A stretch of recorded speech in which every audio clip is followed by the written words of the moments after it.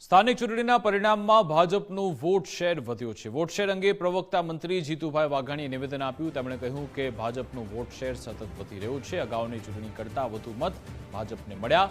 કોંગ્રેસનું vote share સતત ઘટી રહ્યું છે। વિધાનસભા ચૂંટણીને લઈ દાવો કર્યો કે 2027માં પણ અમે જ જીતવાના છીએ।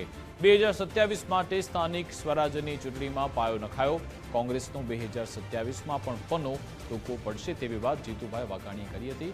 તો અત્યારથી જ હવે ભાજપે 2027 માટે તાલ ઠોકી છે।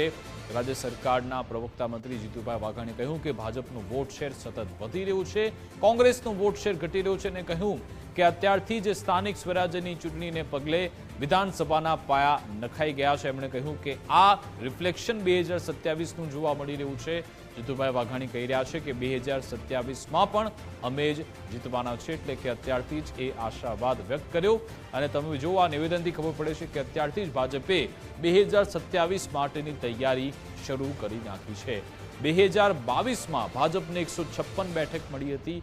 હવે 2027માં એ જ લક્ષ્યાંક સાથે આગળ વધતી જોવા મળી શકે છે।